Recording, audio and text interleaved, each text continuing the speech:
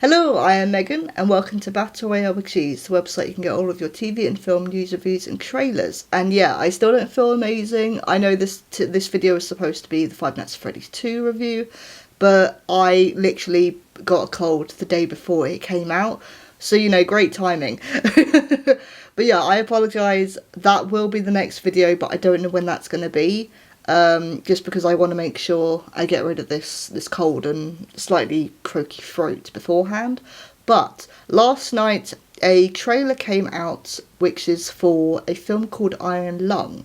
This is an adaptation of the 2022 indie horror film and is being written, directed and starring, and I think self-funded by I can't talk properly, aka Markiplier, and this is a film that I've been really interested in. It started production back a couple of years ago, back in 2023.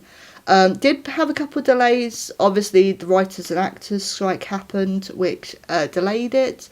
It's had distribution issues. Mark's been trying to get this off the ground and distributed. It's finally happening.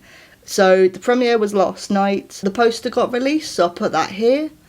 And yeah, the final trailer got released as well, and it looks fantastic. So like I said, IronLung is based on the indie horror game and takes place in a post-apocalyptic future after the event known as the Quiet Rapture. A convict, played by Markiplier, is sent down in a very makeshift submarine dubbed the IronLung and is ordered to explore the blood ocean on a desolate moon. I think what I find most interesting about this adaptation is that the gameplay itself is very simple. It's set in one location, which is the submarine. The only visuals you get is from the camera of the submarine's camera, and as well as the coordinates of the map that you have to explore this weird ocean. But that also means that, yeah, the gameplay is very simple. Everything is through sound and, yeah, occasionally the visuals. But I think, one, that's going to make the film scarier because everything will be through sound and you don't know where that's coming from, which is like the game. But two, because the concept is so simple, because the gameplay is so simple and quite basic when you think about it, there's a lot to use there. You can actually do quite a lot with this adaptation and kind of have, if you want to do flashbacks on how he got there in the first place, if you want to do flashbacks on what the Quiet Rapture was, you can do. There's a lot of stuff you can actually do with this film. So I'm very interested in this. And in terms of Markiplier himself, he has done essentially feature-length films on his channel before. I think he's got like 4 or 5, most of which are interactive ones. So a lot of them will take a few hours to get through, to get everything, to get all the endings. And he's proven as well that not only he's a good filmmaker, but also he can do horror really well. A lot of his films have horror elements in them. As well as jump scares and horror tropes, but they're really well done, they're really well written. So yeah, I have a lot of faith that actually this will be really good. And this has been going through distribution hell purely because, and it's a very, in my opinion, a very shallow reason. Speaking as a YouTuber myself, it is because he's a YouTuber. Like, that is actually the reason. A lot of people aren't taking him seriously. It's because they see his gameplay videos and think, oh, YouTuber, cool. Completely forgetting that we have had 2 amazing horror films in the last few years made by YouTubers, Talk to Me and Bring Her Back, which are fantastic, and they're made by YouTubers.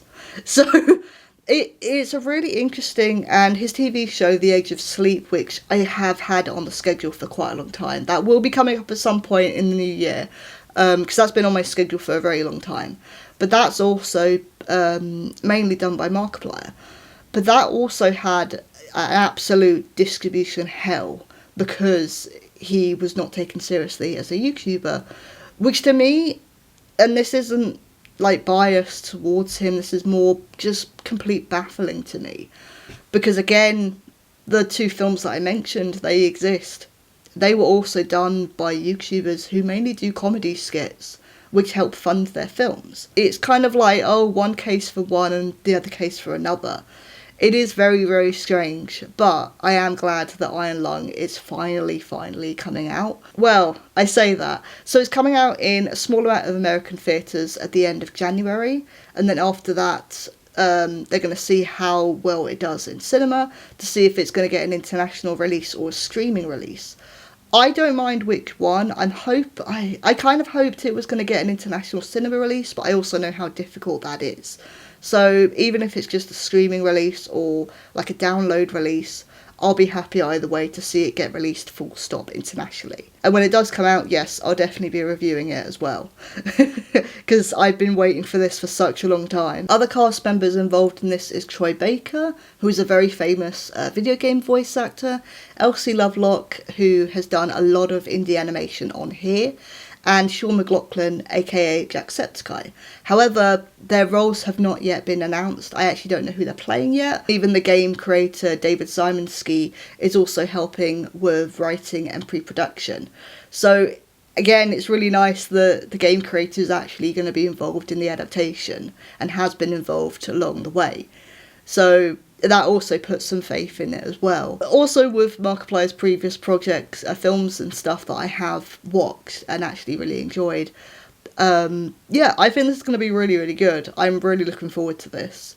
But yeah, I thought I'd just do a very quick trailer talk video on the final trailer for IronLung. I'm really looking forward to this. I think it's going to be really good.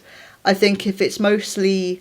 I think if the scares come from like sounds or like jump scares, as much as I don't like them, I actually think stinger jump scares would work in this, because you wouldn't know where it's coming from. You have a good opportunity for him to like switch on the camera and suddenly there's something there. So yeah, I'm looking forward to this. I'm going to stop talking now because my throat's starting to feel funny. I apologise if you can't understand me. I really do apologise, but I really wanted to do a video on this. And yeah, the next video that I'll be doing is a review on Five Nights at Freddy's 2. I apologise that I haven't got around to it yet. Yeah, timing of me getting sick was really unfortunate. But I don't know when that's going to be, so the gap between this video and the next one might be quite long, so I do apologise in advance for that. But I was Megan, this is Battle Royale with Cheese, see you soon.